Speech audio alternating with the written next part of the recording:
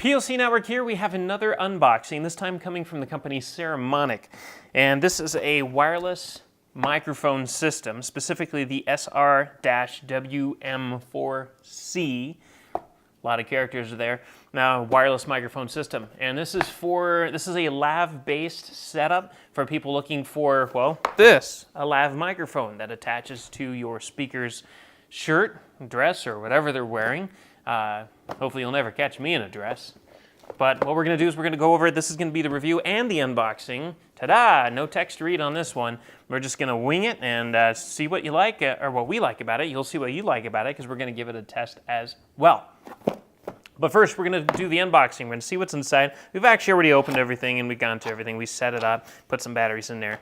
But this is what you're going to see when you open the box. You're going to have your instruction manual. You have your warranty policy, a little barcode in the back, and you can send it in, blah, blah, blah. I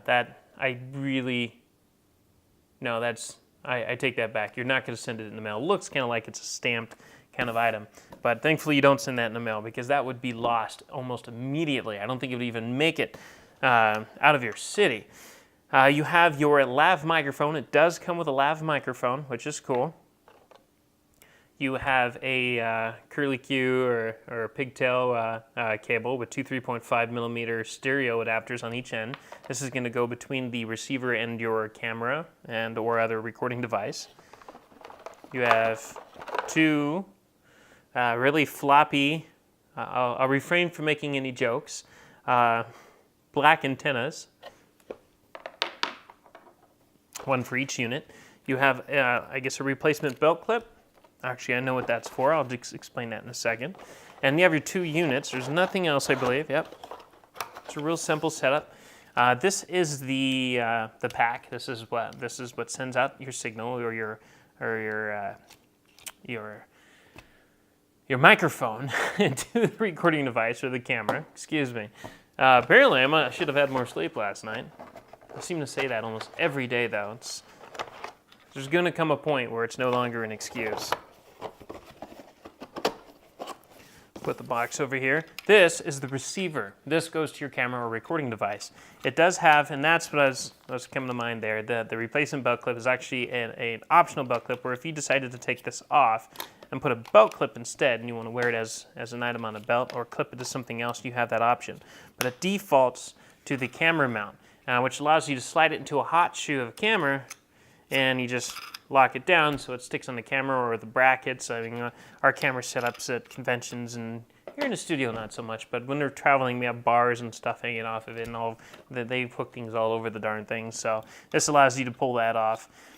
Both these, your transmitter and receiver are 9-volt batteries. Powered. It does not come with the batteries, so we supplied our own batteries. We have, actually, let me take that back. They're not 9-volt. I'm sorry, I'm misinforming you. I was assuming based on I am a bad person. They're AA's, but they, again, still, they do not come with them. We put in our own ProCell Duracell batteries in here that we use for everything instead. But both of them, yes, are AA batteries, so you will be providing those yourself. And the transmitter, where the microphone plugs into, you got a mic input right there. And similar to any other belt pack solution like Shure or Sennheiser or Audio-Technica, you have it says power, but that's the LED in the middle. You have your area where you connect your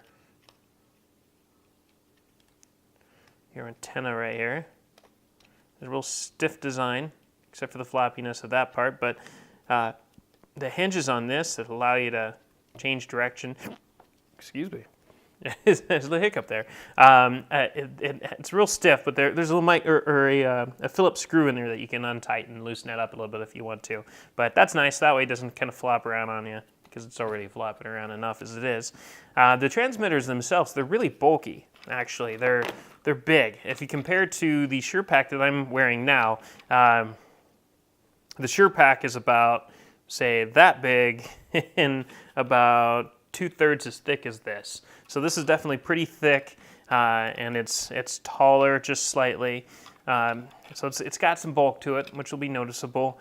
In general, I look at this and I go, I guess that's not really a big deal so much, but the antenna, that's kind of goofy. The flappiness of that antenna is pretty funny. I mean, that's just begging for jokes. But if you have that hanging off of a camera, that is going to be a noticeable kind of attribute right there, versus a Shure Pack that has a little wire antenna that comes up to about here, let's say. It's thin, about as thin as this, if not thinner, and doesn't look as noticeable. But that aside, I'm going to put that, well, put the transmitter there. The receiver, I just put the antenna on. You have a volume control right here, which is for headphones.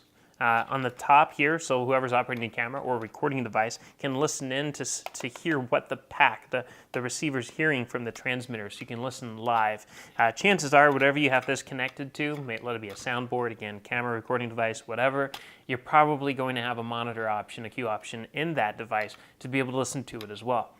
But just in case you have that option of being able to listen to it from the pack itself, the receiver. On the side, you have the audio out, and that's going to be where this plugs into, and then this plugs into whatever you're receiving it from, again, camera or anything else. If you require a different adapter, such as XLR or anything else, you'd have to get an adapter for it because it does not come with any of those, because it's made for a camera kind of setup for 3.5 input.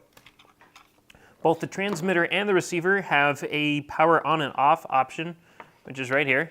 And it has a LED that kind of gives you a status in terms of what your battery progress is. Just one LED, so it's not going to climb in bars or anything like that. So you're going to have green, orange, red probably, or green, yellow, red. But it makes it to the red or orange. Let's see here. Starts off kind of like orangish red.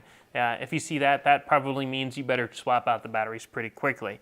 So far in our tests of this thing, we've gotten a pretty good battery life out of it. I think we've goofed around with it for about a half an hour to an hour, maybe, even, in terms of recording and or just other things, leaving it on and playing around with it. And so far, the batteries haven't given us any stink, so that's good. Given it's only an hour, so we still got some time to go. We'd love to see a little bit more out of it, especially since we're using the nice industrial batteries from the Pro Cells, the Duracell Pro Cells. But we'll see. We'll find out. But again, both of them have the power option. The transmitter, the LEDs on the top, probably so when it's on your belt, you can look down at it and go, oh yeah, I'm feeling pretty confident. I got full signal here. And then you have a slider control on both underneath that, which is your frequency. You have A, B, C, and D. I don't exactly know what the frequency range is. It's probably in the instructions. It is a VHF frequency, though. Yeah, it doesn't say. It might be in the instructions, though. As I've said. Oh, here we go. Nope. Operating frequencies 203 to 216. So make sure that those are doable in your area, wherever you're doing your recording, so that you're not taking hits from other people around you, like radio stations, TV stations, other events or studios, and so forth. And you don't have any manual control over those frequencies. Darn, all you have is A, B, C, and D, which is typical for some of your lower end, sorry to call it that, low end, but beginner or however you want to look at it, or affordable if you just need to buy a bunch of stuff in bulk, wireless solutions.